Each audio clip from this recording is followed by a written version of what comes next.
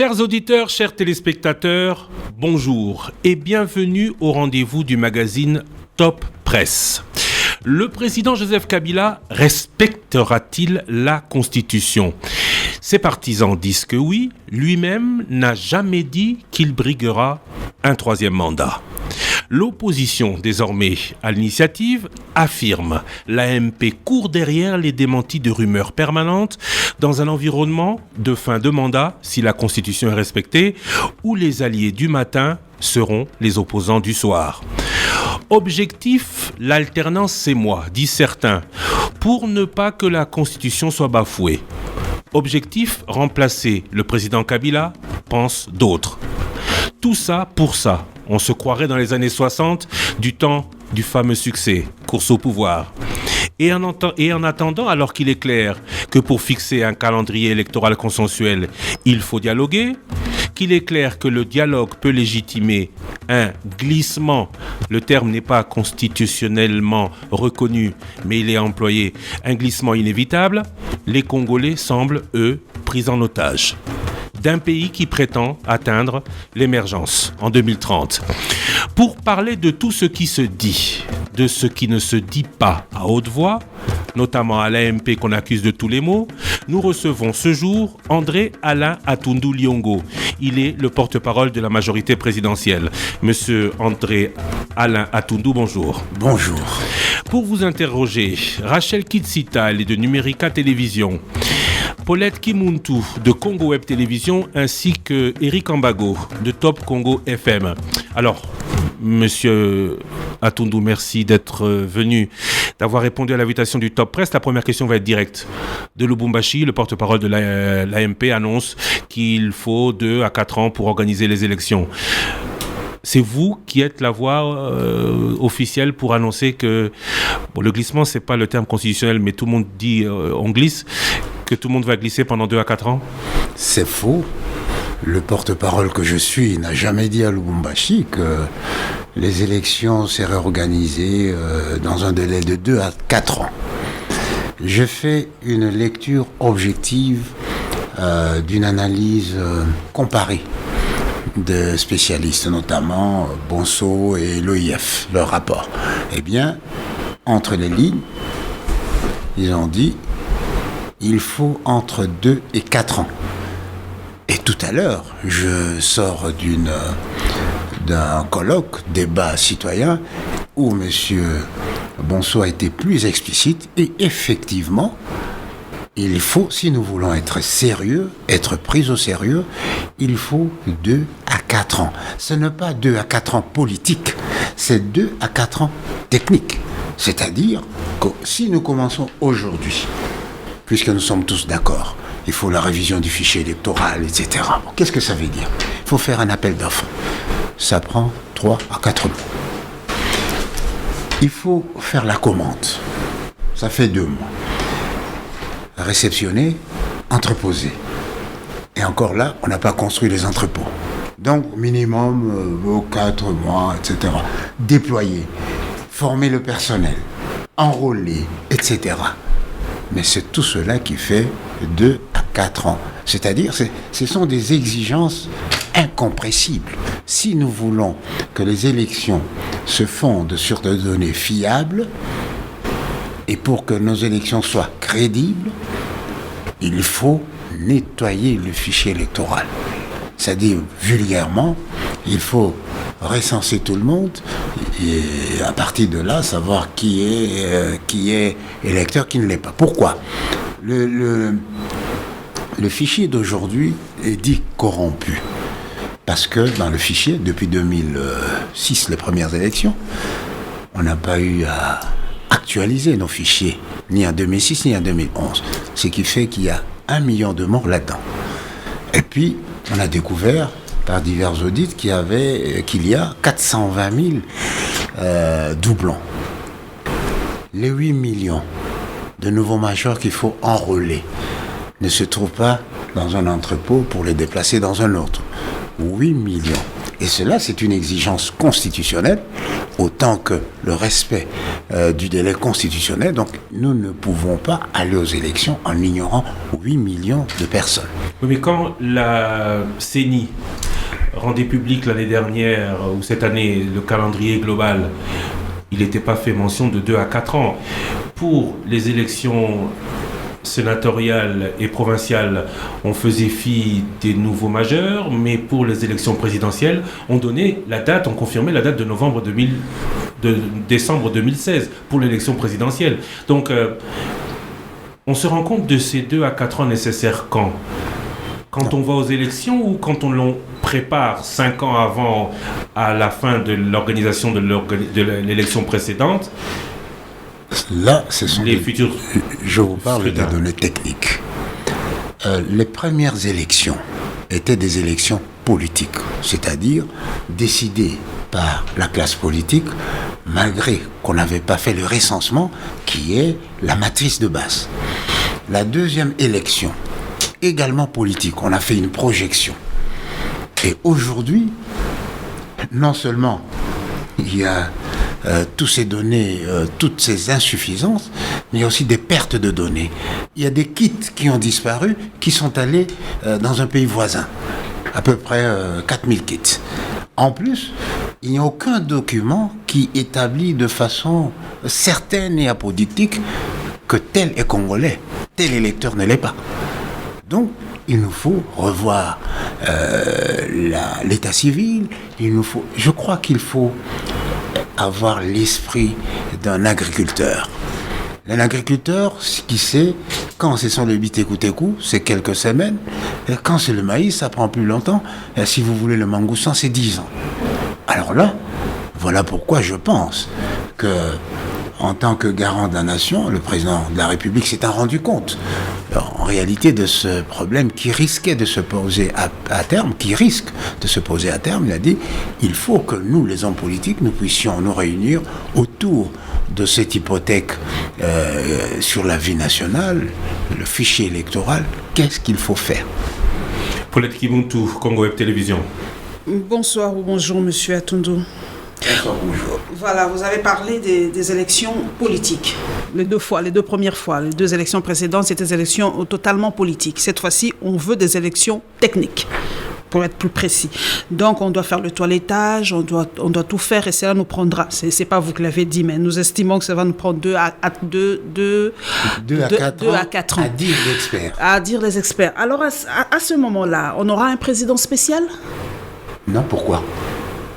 Que dit la Constitution précisément? Le président ne sera plus... sera hors mandat? Sera-t-il légitime? Sera-t-il un président spécial garanti par la Cour constitutionnelle?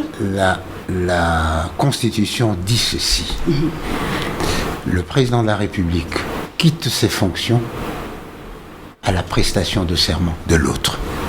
Donc ça peut prendre 10 ans, ça peut prendre 15 ans. Non. Donc il restera toujours président. C'est un mécanisme destiné à assurer l'équilibre des institutions, pour éviter qu'on tombe dans un cas de vide juridique qui serait une ouverture à toutes les aventures, et pourquoi pas militaires aussi. Revenons un peu, parce que l'histoire nous enseigne, comme nous sommes dans le dialogue, c'est un des thèmes de cette émission. Vous avez fait partie de l'histoire de notre pays, vous étiez un homme dans les sillages du moboutisme, qu'on le veuille ou pas. Aujourd'hui, on a l'impression qu'on est en train de vivre le moboutisme sous Kabila, sous diverses façons. Est-ce que vous avez l'impression qu'aujourd'hui, Mobutu est réellement vivant dans les pratiques qu'on fait aujourd'hui? Non, c'est vous qui qualifiez la période actuelle de mobutiste. Mais ce que je sais, c'est que Kasavubu a marqué ce pays par ses 5 ans. Mobutu par ses 32 ans. Mzee par ses 2 ans ou 3 ans. Et le président Kabila, Joseph aujourd'hui, est tributaire de toute cette histoire. Donc aujourd'hui, dans la pratique congolaise, il y a des références à Kasavubu. Aujourd'hui, nous sommes tous fiers. Ce fut le seul président qui a ramené l'argent à la caisse. C'est une référence. On met aujourd'hui Mobutu de l'histoire de notre pays, mais aujourd'hui, on a l'impression que les pratiques du moboutisme sont en train de refaire surface. Personne ne gomme Mobutu dans l'histoire. Il n'est jamais cité. Vous êtes de la majorité présidentielle. Mobutu n'a jamais été cité dans les grandes occasions. Comment il n'a jamais été cité? Vous voyez la télévision. La télévision, on voit tous les chefs d'État, y compris Mobutu, à côté de... Ça, c'est une politisation de faits historiques. L'histoire va se comporter adéquatement elle-même. Par rapport au dialogue, on a eu plusieurs dialogues dans ce pays, je ne sais pas le nombre. Est-ce que pour vous, le dialogue est vraiment la solution finale pour sortir ce pays de la crise? Parce que les élections, vous dites que c'est technique. Alors pourquoi les politiques doivent se mettre ensemble maintenant On va parler de quoi? Parce que techniquement, la réponse est là. Alors les politiques doivent se mettre ensemble. Pourquoi? D'abord, le dialogue. Le dialogue est d'abord, pour une société comme l'État, une exigence, j'allais dire presque une nécessité ontologique. Sans le dialogue, il n'y a pas de communauté. On serait une foule des gens. C'est le dialogue qui permet de créer une intelligence commune, une aspiration commune, une volonté commune. Et donc, pour que la République démocratique du Congo soit République démocratique du Congo indépendante, eh bien, les Congolais et les Belges se sont parlé.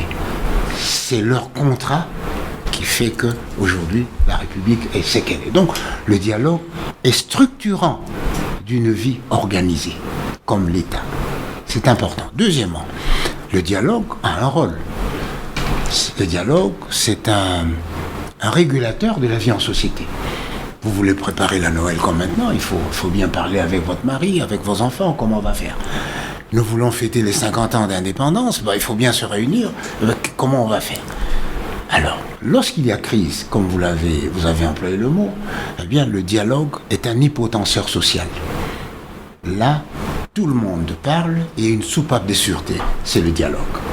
Pour sauver l'essentiel. L'essentiel aujourd'hui, c'est quoi? C'est 1, l'intégrité territoriale. 2, la paix sociale. C'est menacé, c'est deux. L'intégrité menacée et la paix sociale? Mais absolument.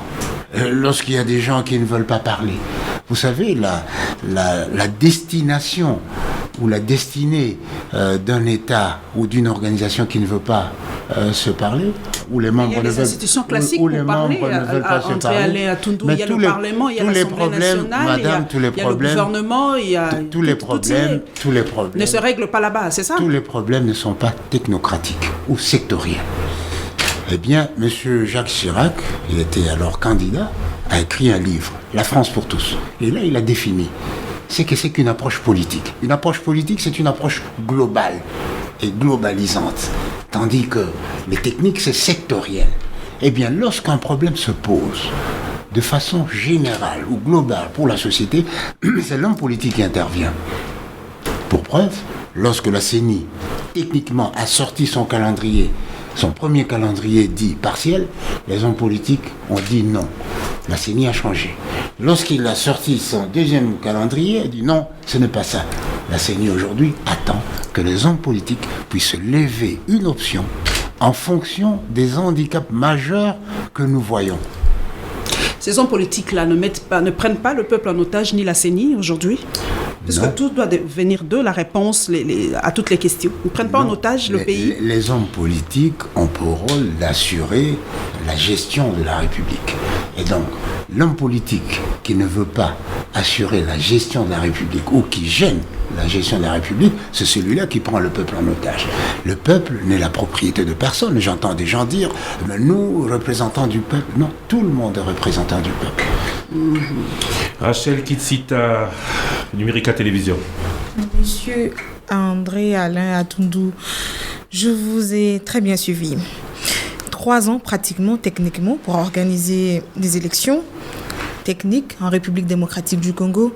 Mais alors, que devient l'ordre constitutionnel? Article 70. Qu'est-ce qu'on en fait? Voilà pourquoi le dialogue est important. Pourquoi? Parce que nous avons 2 exigences inconciliables qui nous mettent dans une position qu'on appelle asymptotique. nous voulons des élections sur des données fiables, et surtout, nous devons exécuter la disposition constitutionnelle qui dit que tout citoyen congolais qui remplit les conditions doit être électeur. Eh bien, c'est 8 millions de personnes. C'est une exigence constitutionnelle. Nous avons, d'autre part, l'exigence constitutionnelle qui dit que à telle date, novembre, il faut qu'il y ait des élections. Alors, deux exigences constitutionnelles inconciliables apparemment. Qui doit lever l'option? C'est l'homme politique. C'est l'homme politique qui doit dire, eh bien, je décide que ce seront des élections politiques. Bon, on ne s'occupe pas de... peut décider d'une transition en attendant l'organisation des élections techniques? Non, pourquoi? Voilà, le problème n'est pas là. Il ne s'agit pas, on ne va pas se réunir pour décider d'une transition. Non, on se réunit d'abord pour résoudre cette équation bipolaire. Enregistrer les nouveaux majeurs, c'est 8 millions de personnes. Une exigence constitutionnelle. Organiser l'élection présidentielle en novembre, exigence constitutionnelle, incompatible. Est-ce que c'est la loi contre la loi ou la loi pour le fonctionnement harmonieux des institutions? Mais pourquoi vous ne dites pas clairement qu'il y aura une transition? Parce que l'opposition et une partie de la population ne va pas accepter que monsieur le président actuel reste encore au pouvoir au-delà du mandat lui reconnu par la Constitution. Je n'ai aucune autorité pour dire qu'il y aura une transition. Deuxièmement, c'est une décision politique qui exige que les hommes politiques se réunissent et se rendent compte des achoppements qu'ils ont pour que la démocratie fonctionne normalement. Ils se disent, arrêtons-nous pour aménager les choses. Donc, moi je ne peux pas dire aujourd'hui que nous aurons besoin d'une période de transition. Aucun homme politique. Cela devra sortir d'une intelligence commune des problèmes et d'une aspiration commune à la solution. Le parler est une autre chose et le faire aussi. On dit que la majorité, vous avez vraiment un agenda caché, qu'après ce dialogue, on va assister à une révision, si pas une nouvelle constitution pour la République démocratique du Congo, la dissolution du Parlement, etc.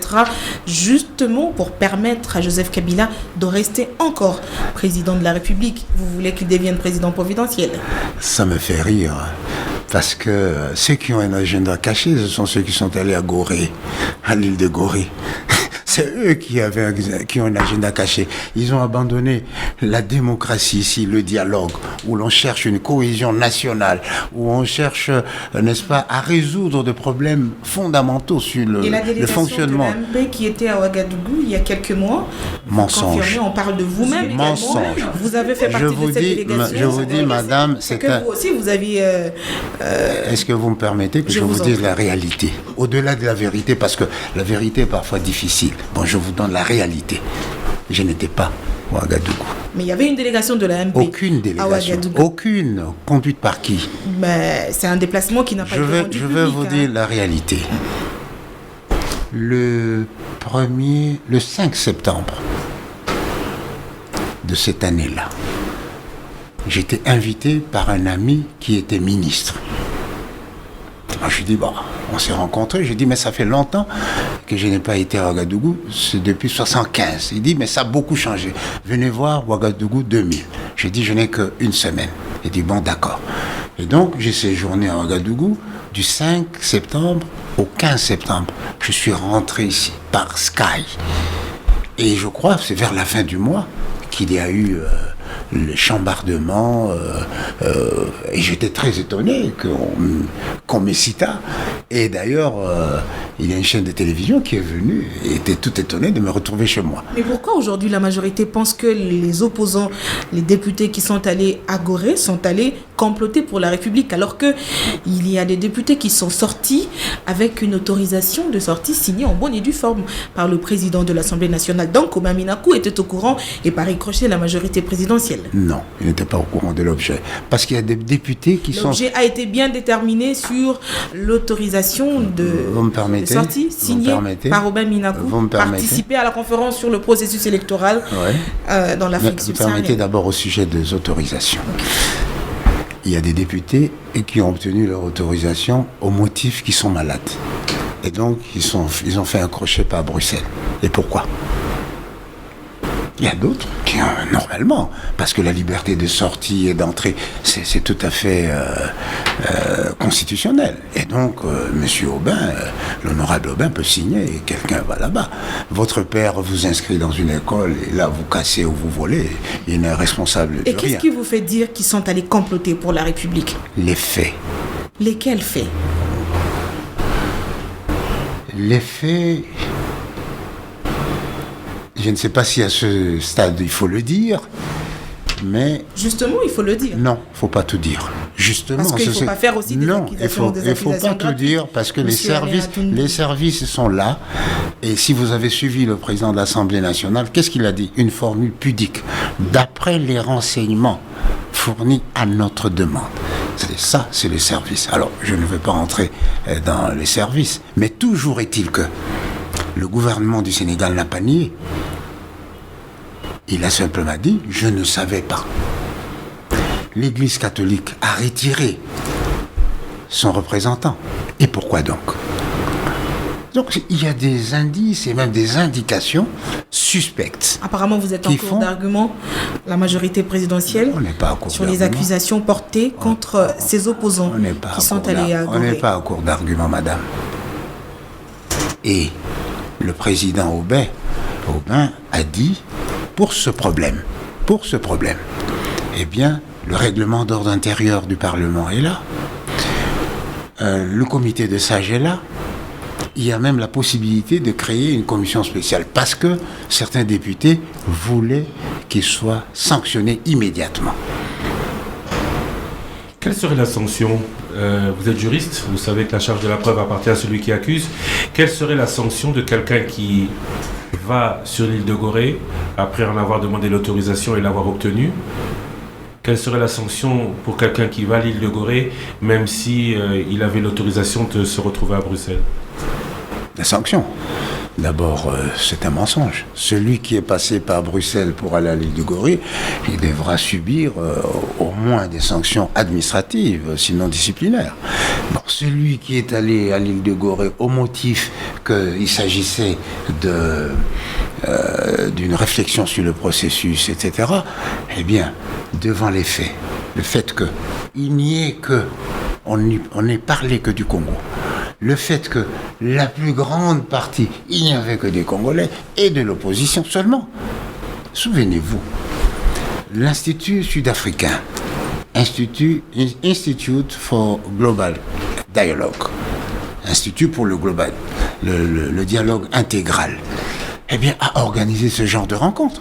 Et il y avait toujours opposition, majorité, société civile.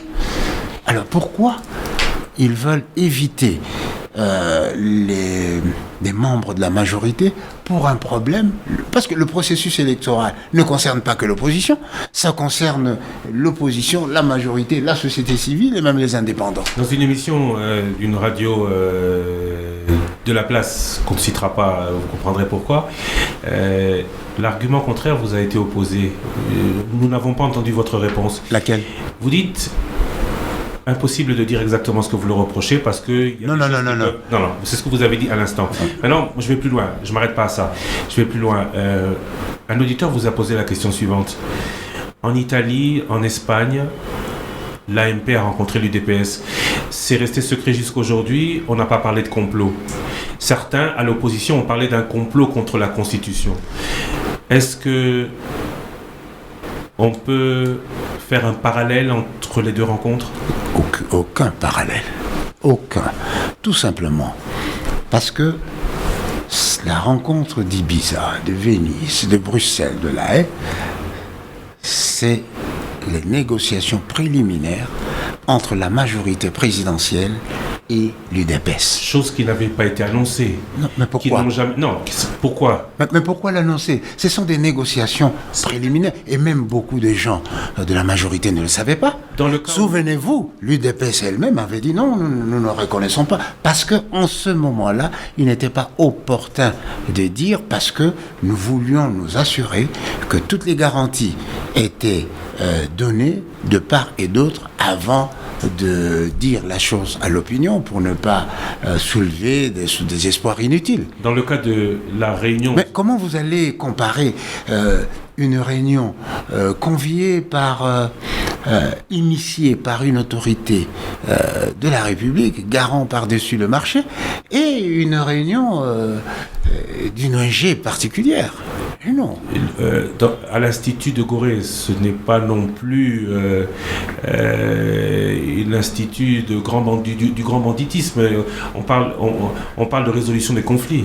Oui, mais dans le cas d'espèces, excusez-moi, ils envisageaient plutôt la radicalisation de conflits.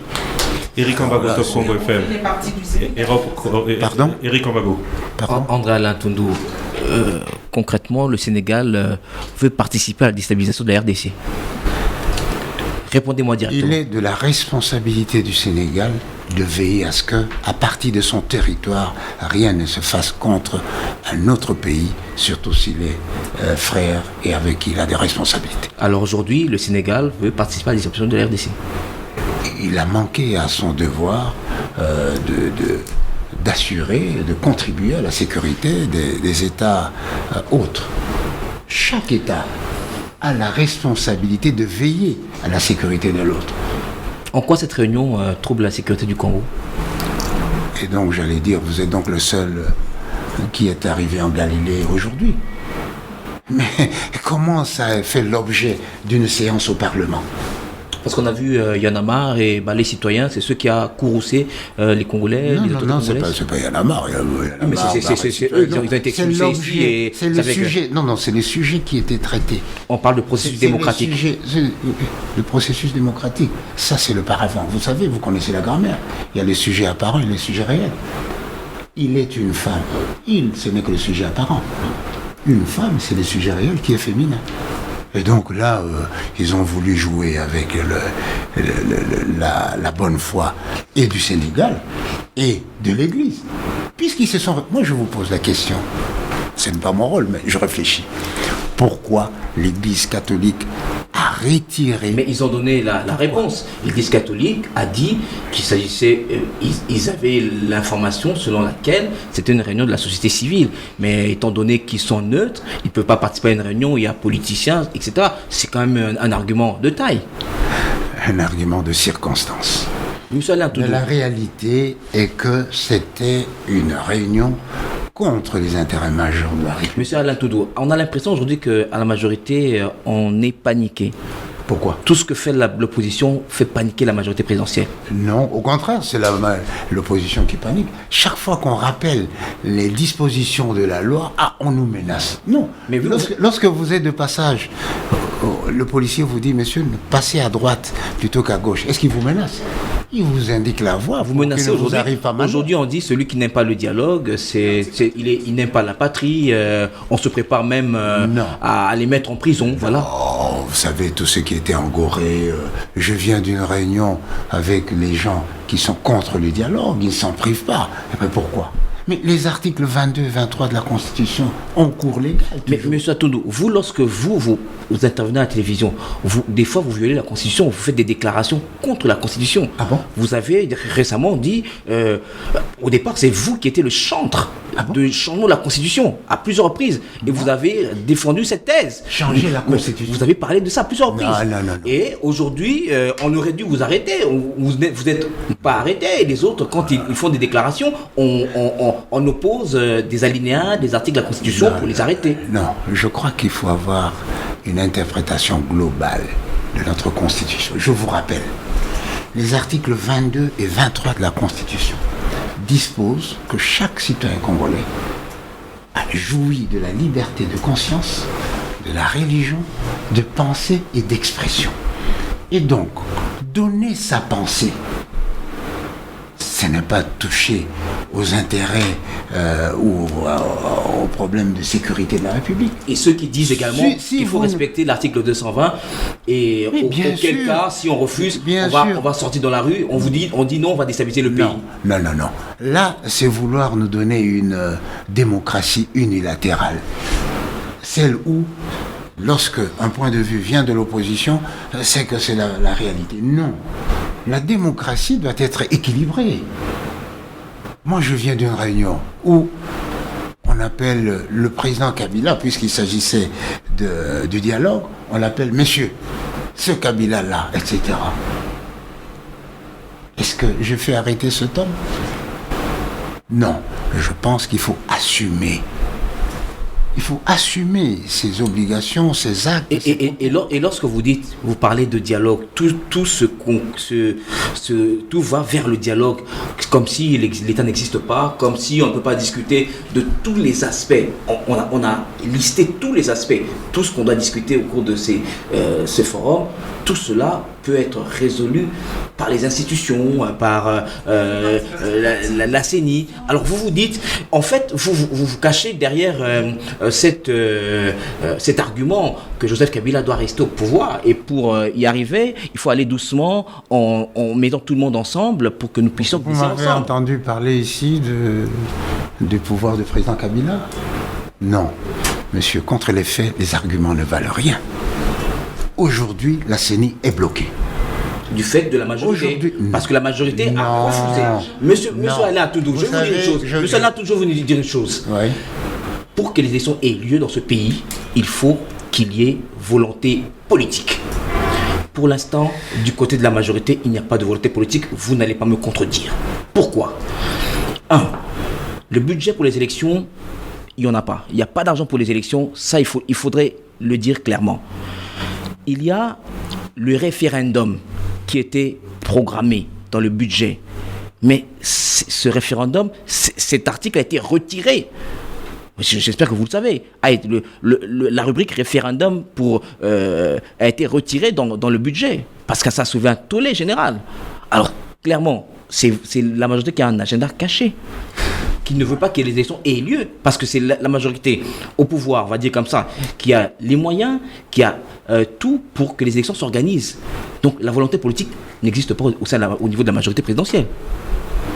3 partis ont pris un engagement pour financer les élections. Le gouvernement de la République, qui a donné sa petite part, on va dire comme ça, 40% à peu près pour les élections provinciales et 10% pour les autres. La communauté internationale et les partenaires techniques, qui, au lieu de donner l'argent, passaient leur temps à faire chanter. 3. Les dons et les legs qui devaient provenir des étudiants, des citoyens. Il y a une communauté ecclésiale qui a voulu mener une campagne pour que chaque Congolais puisse donner $1 pour les élections. Eh bien, c'est la direction de cette église qui a refusé. Alors, qui est responsable? Nous sommes tous responsables et comptables. En tout état de cause. Ce n'est pas une raison. En tout état de cause, ce n'est pas le moment de se plaindre. Le mal est là, le vin est tiré, il faut le boire. Revenons au dialogue. Vous avez dit le dialogue pour obtenir une volonté commune. Alors moi, je voudrais savoir, cette volonté, elle se matérialise comment? La majorité a son point de vue, l'opposition a son point de vue. On essaie de trouver un point de vue médian, au milieu entre les deux, ce qui est faisable par les uns et par les autres. Ce qui est accepté. Ce point de vue, ça s'appelle le consensus. C'est-à-dire qu'aujourd'hui, devant, on va dire, ces 2 exigences, n'est-ce pas? Respecter le délai constitutionnel, respecter l'obligation constitutionnelle d'intégrer le nouveau major. Nous avons un problème. Qu'est-ce qu'il faut faire? Le problème ne se pose pas en ces termes techniques. Et c'est là où la compréhension du public n'est pas la même que la vôtre. Puisqu'il y a des problèmes techniques, les politiques doivent se rencontrer parce que, officiellement, la CENI ne peut pas prendre de décisions qui toucheraient notamment à la Constitution. Donc, responsabilité aux politiques. Cette volonté commune, on la soit comment? Comment est-ce conscient du fait que c'est pas possible de le faire dans les délais constitutionnels, un parti de l'opposition qui voudrait voir en décembre 2016 Joseph Kabila parti, adhère et participe de cette volonté commune. Sous quelles conditions ? Sous quelles conditions ? La seule condition, c'est d'avoir la passion du Congo et d'avoir la passion pour notre démocratie, l'implantation de notre démocratie. Vision angélique de la politique. La politique vise à l'acquisition du pouvoir pour l'exercer. L'amour du Congo, au moment où cette opposition va devoir mettre en veilleuse 2-3 ans ses éventuels désirs d'accéder au pouvoir, parce que la Constitution dit que le président élu prend le relais du président sortant, cette volonté commune de cette opposition qui veut le pouvoir maintenant, puisqu'elle sait depuis 2011 que 2016 c'est peut-être son tour, vous l'obtenez comment ? Mais par le dialogue. Par le dialogue. On tourne. Et aujourd'hui, voilà comment. D'abord, il y a une série d'accords préalables qui ont été obtenus. 1. La commodération. Le bureau doit être constitué d'un représentant de la majorité, de l'opposition, et le rapporteur, ce serait de quelqu'un de la société civile. Ça, c'est de 1. 2. Il y aurait la présence d'un facilitateur international. 3. L'ordre du jour, les modalités pratiques. D'abord 3, c'est le comité préparatoire. Eh bien, 4, l'ordre du jour, les sujets et tous les autres, c'est le comité préparatoire qui le fait. Alors, quelle garantie ? Vous n'avez pas répondu à ma question. Volonté commune, pourquoi ? Volonté commune, comment ? Le président Joseph Kabila a été élu en 2011. Son gouvernement avait l'obligation, en 2016, d'organiser des scrutins présidentiels. C'est la Constitution qui le dit. Cette volonté commune, vous l'arrêtez comment ? Pour cette opposition dont certains sont tout nouveaux dans l'opposition, tout simplement, vous le dites parce qu'ils savent que peut-être demain l'alternance veut dire que ce soit l'opposition qui l'emporte. Comment est-ce que cette volonté commune vous l'obtenez ? Vous semblez ne pas vouloir répondre à ma question. Permettez-moi de nous faire un peu avancer. Vous avez discuté avec l'UDPS, il se murmure. Je n'ai pas de preuves, je ne vais pas accuser donc sans preuve, la charge de la preuve appartenant à celui qui accuse. Serait-il possible d'un élargissement de l'actuelle majorité pour qu'au lieu d'une transition qui violerait la Constitution, on ait le respect de la Constitution quant au passage de relais, mais avec des opposants aujourd'hui, alliés demain ? Vous savez, en réalité, je ne comprends pas votre question, mais je vais faire un effort. Le dialogue, nous avons un problème.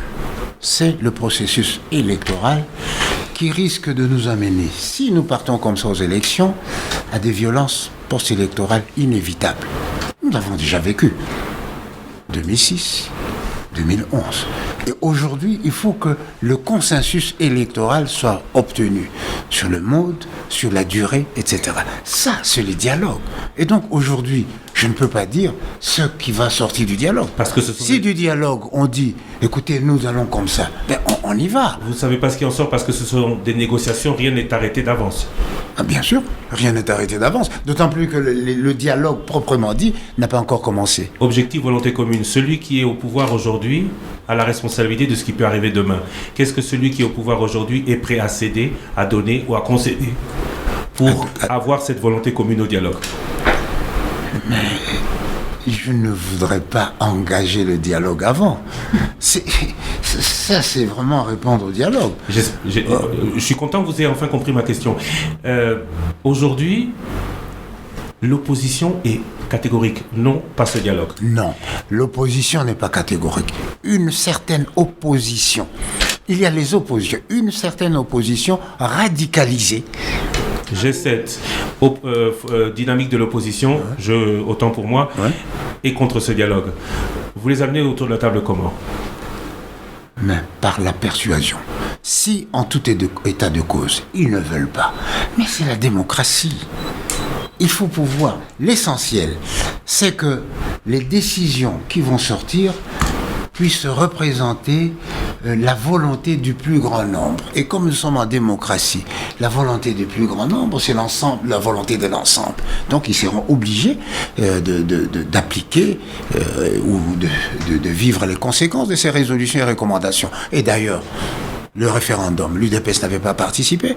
Et pourtant, les élections, il n'en voulait pas. Il a des députés, etc. Donc, le pays ne peut pas être pris en otage par quelques personnages qui, peut-être n'ayant pas les moyens de mener un combat à la loyale, eh bien, voudraient court-circuiter le peuple à travers des négociations entre partenaires politiques. Non, le dialogue n'est pas là pour contourner la Constitution. Le dialogue n'est pas là pour comploter contre un groupe. Le dialogue est là pour résoudre un problème qui s'amoncelle et que le président de la République, en tant que veilleur, a vu. J'ai dit, tiens, si nous ne faisons pas attention, nous aurons tel problème. Eh bien, je vous invite à voir ce problème. Et aujourd'hui, les problèmes sont réels. Je vous dis, l'état technique de la CENI est préoccupant. Et là, dire aux gens, oui, nous exigeons le respect de la Constitution, etc., qui ne l'exige pas. Mais les modalités d'application, c'est ça le plus important. C'est là où on mesure et le courage et l'honnêteté de l'homme politique. Paulette Kimoutou, Congo Web Télévision. André Alain Atundu, la responsabilité dans ce pays. C'est vrai que les élections politiques ont été organisées en 2006 et en 2011 et on a l'impression que les erreurs du passé ne nous servent à rien. Aujourd'hui, on doit faire les élections techniques. Mais qui est responsable de cette situation aujourd'hui? Et nous pouvons sortir un tout petit peu de notre pays. Je sais que vous avez sillonné le Rwanda. Il y a eu référendum aujourd'hui au Rwanda pour changer de constitution. Et cela permettra à Kagame d'avoir son 3e ou 4e mandat et peut-être président jusqu'en 2015-30. Et on a l'impression que l'Afrique vit par bond. Hein. Il y avait le bond de la colonisation, les indépendances, le monopartisme, les conférences nationales, le multipartisme. Aujourd'hui, ce sont les changements des constitutions. Pourquoi, selon vous, les présidents africains en veulent à leur propre constitution? Pourquoi ils ont peur de ces deux mandats? Ces deux mandats et point barre. Pourquoi les présidents africains ne veulent pas partir? En fait, francophones en général. Je ne peux pas parler au nom des présidents africains, je veux parler de mon pays. La vie politique de la République n'est pas une réplique de la vie politique au Rwanda, de la vie politique aux États-Unis. Pourquoi? Parce que nous avons commis une erreur, allez, on va dire presque congénitale. C'est que la rédaction, la conception de ces constitutions ont été toujours faites sous une pression inconsidérée de l'opinion internationale. Et on oublie qu'en réalité, le système politique, on va dire le système démocratique, est une réponse géostratégique aux problèmes qui se posent en un lieu donné. Lorsque les États-Unis font un amendement, est-ce qu'ils demandent l'avis du peuple congolais? Si, pour une raison ou une autre, le peuple congolais estime que pour moi, 5 ans du président de la République, c'est peu et c'est trop. Eh bien, je veux 2 ans. Pourquoi pas? Je vous rappelle qu'au Dahomey, actuel Bénin, eh bien, il y a eu tous ces problèmes. Et à un moment donné, qu'est-ce que la classe politique a décidé? On va faire une présidence rotative. Il y avait le président Maga, le président Ahmadebe, le président Apiti et le président Zinsou. Zinsou. Chacun devait régner 6 mois. Après le premier tour, le deuxième tour. Donc la démocratie n'est pas vraiment africaine si l'on réfléchit ainsi. Non. Et donc l'alternance n'est pas aussi synonyme de bonne gouvernance comme l'a si bien dit Kagame. Non. La démocratie est une réalité située. Il ne faut pas copier ce qui s'est fait en France. D'ailleurs, la démocratie française n'est pas la démocratie belge. Et pour preuve.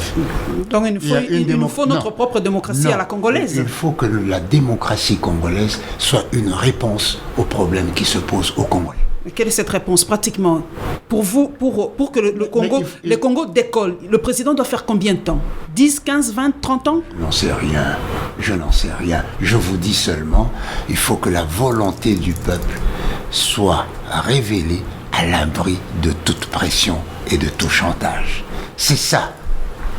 Oh, vous n'allez pas dire au peuple français, quand le président, je crois que c'était Mitterrand, qui avait dit, bon maintenant ce ne sera plus 7 ans, c'est 5 ans. Est-ce qu'ils avaient demandé l'avis d'un peuple africain? Mais ils ne vous demandent pas l'argent pour faire leurs élections. Ah si, vous savez... non. Peut-être les valises diplomatiques, on n'en sait rien. Je vais vous dire ceci. Il ne s'agit pas de l'argent, parce que là, vous touchez à un problème important, qui est la coopération internationale. Les élections, c'est rien. Mais est-ce que vous savez que dans le domaine des sécurités, Israël a 3 milliards des États-Unis? L'Égypte a 1 milliard pour son armée. Qu'est-ce que ça veut dire? Ça veut dire que le monde est un grand village. Les problèmes des uns et des autres nous préoccupent. Mais pourquoi le problème congolais semble... Pourquoi on ne nous donne pas l'argent pour faire nos élections calmement alors? Ah, il faut poser la question, par exemple, à la communauté internationale et aux partenaires techniques, pourquoi au lieu de donner leur part, ils passent leur temps à faire chanter le gouvernement et le peuple. Rachel Kitsita, Numérica Télévision.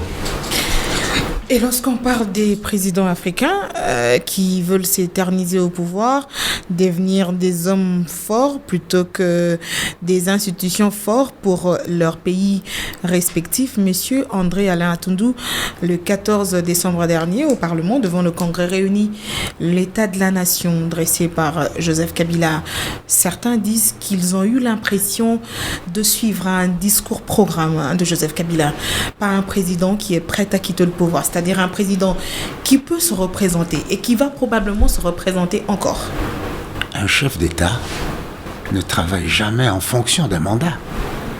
Le développement d'un pays dépasse toujours le délai d'un mandat. Un mandat, c'est une séquence dans le processus de développement du pays. Et donc, le président Kabila ne peut pas dire, eh bien, après moi, tout s'arrête. La révolution de la modernité s'arrête. Les infrastructures, ça s'arrête. Non.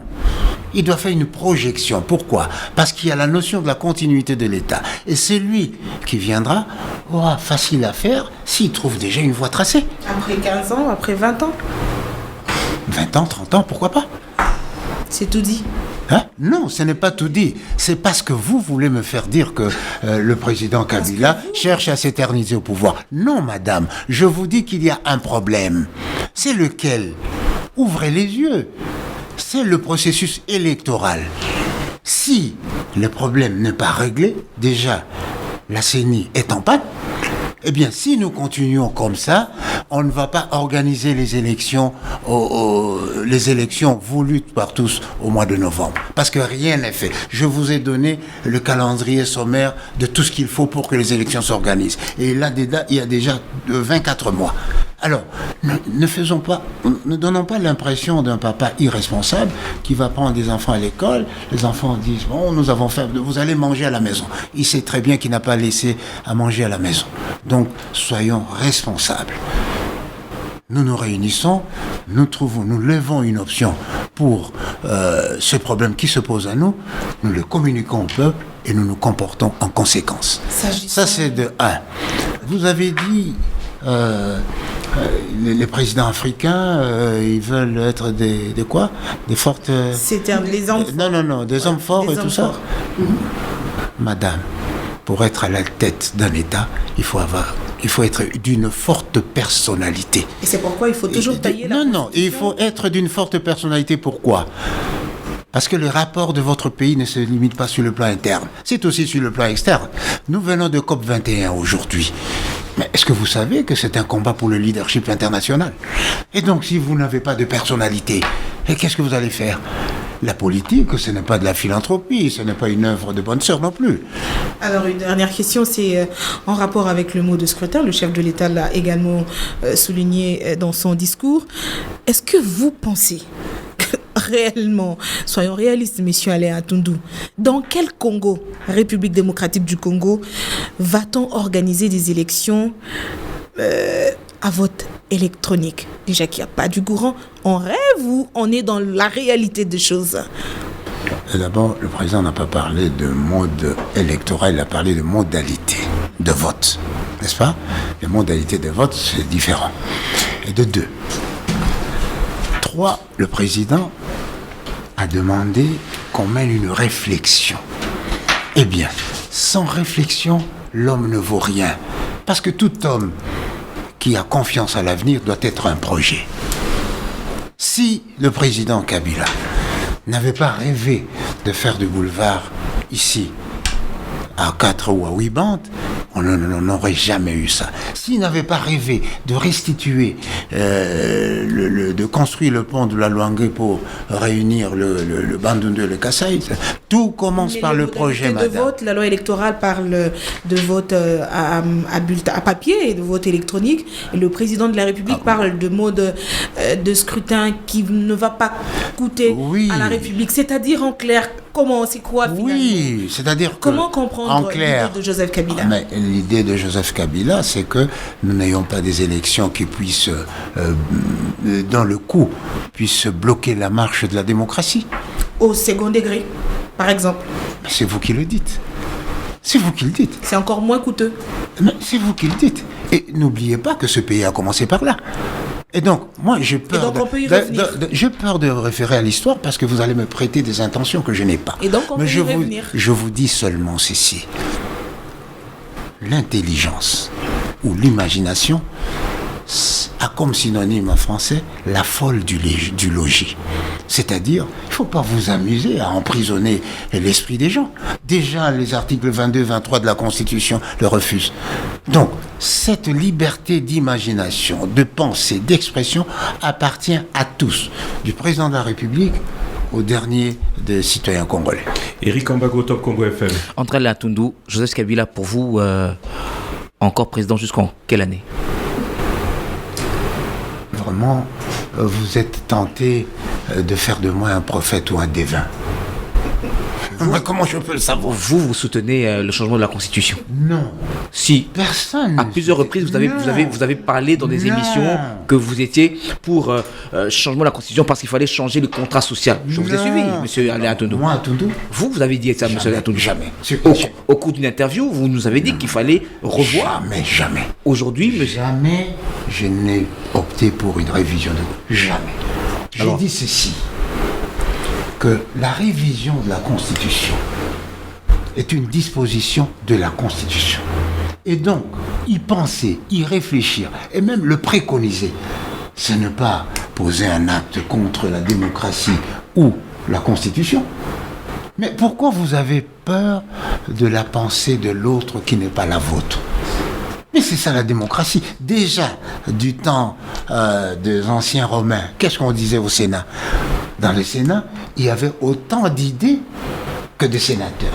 Mais c'est ça, le fondement de la démocratie. Alors dites que ça ne vous dérangerait pas si Joseph Kabila pouvait rester président de la République après 2016, naturellement après le changement de la Constitution. Ça ne vous dérangerait pas? Monsieur Atundu n'obéit pas à la loi parce qu'il aime Kabila. La loi, c'est un contrat social dont le rôle est d'assurer l'harmonie dans les relations sociales et fonctionnelles. Alors moi, si la loi dit aujourd'hui, il faut pour un président 7 ans, même si j'ai dit il ne fallait pas 7 ans, mais dès que c'est voté, mais je dois me plier. Aujourd'hui, nous avons un problème. Ne mettons pas la charrue devant le bœuf. Nous avons un problème. Il est impossible. Toutes les données techniques sont là. Pour que les élections se tiennent à temps voulu. Je ne dis pas voulu par l'opposition, voulu par l'ensemble de la nation. Majorité, opposition, société civile. Le contexte ne sont pas. C'était préparé par la majorité? Non. Pourquoi? Le choix du vote politique la première fois, c'est la majorité? C'est la communauté internationale qui a dit, vous savez, les élections emblématiques, c'est les présidentielles législatives, et puis bon, ça ne sert à rien de faire de... Parce qu'il y a eu une protestation d'un de nos experts en disant, si nous partons aux élections avec une projection plutôt politique, eh bien, nous risquons d'avoir des problèmes à terme. C'est arrivé aujourd'hui. Alors, au lieu de nous plaindre, prenons nos responsabilités. Le processus électoral, en quoi, comment pouvons-nous concilier deux exigences difficiles intégrer les nouveaux majeurs, obligation constitutionnelle, respecter le délai constitutionnel, obligation constitutionnelle. Il faut faire appel aux techniciens. Et quel est l'avis des techniciens? Même du rapport de l'OIF. Le rapport de l'OIF qui est d'ailleurs imparfait, partiel, parce qu'ils n'ont pas fait le rapport, l'audit sur le backup, eh bien dit, voilà, nous pouvons organiser dans 3-6 mois maximum, pourvu que le fichier électoral soit nettoyé, etc. Est-ce que vous savez ce que c'est fichier électoral? Il ne suffit pas de prendre un chiffon et d'effacer, d'écrire maintenant, je fais fichier électoral tel. Non, c'est une opération.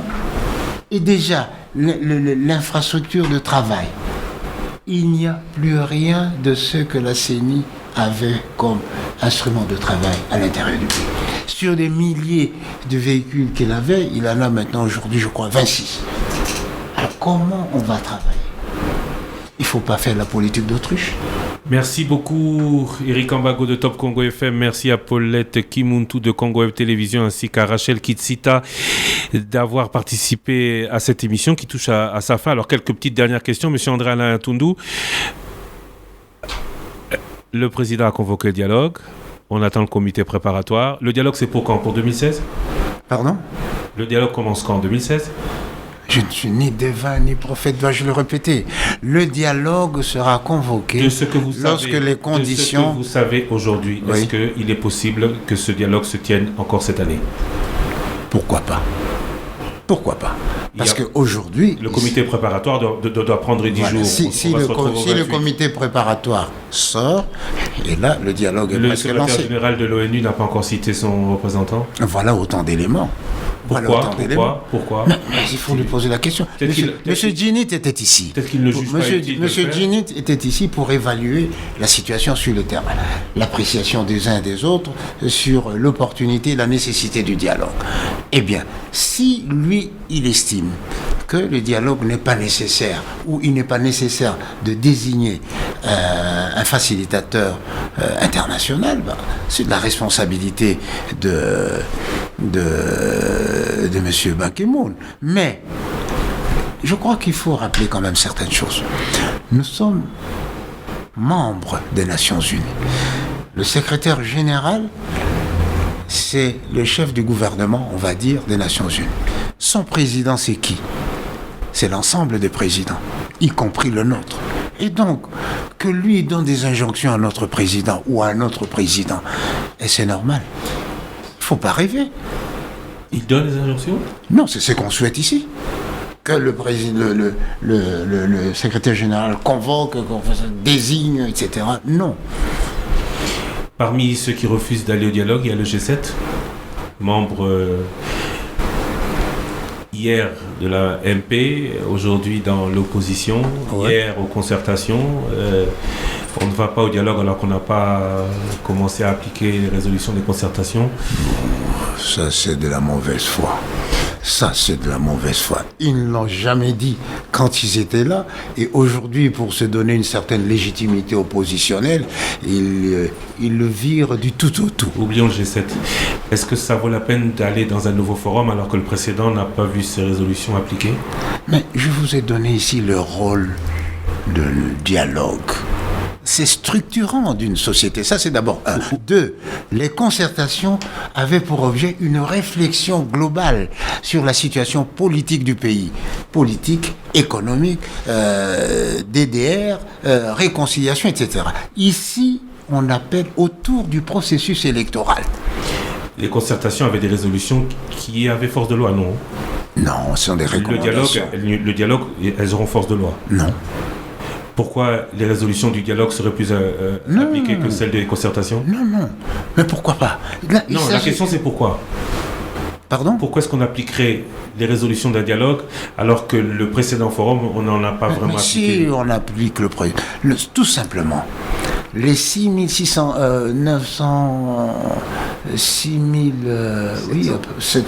600 à 700 résolutions du dialogue n'ont pas vocation à être appliquées en même temps. Je vous donne seulement 2 emblématiques. Le gouvernement de cohésion nationale est là.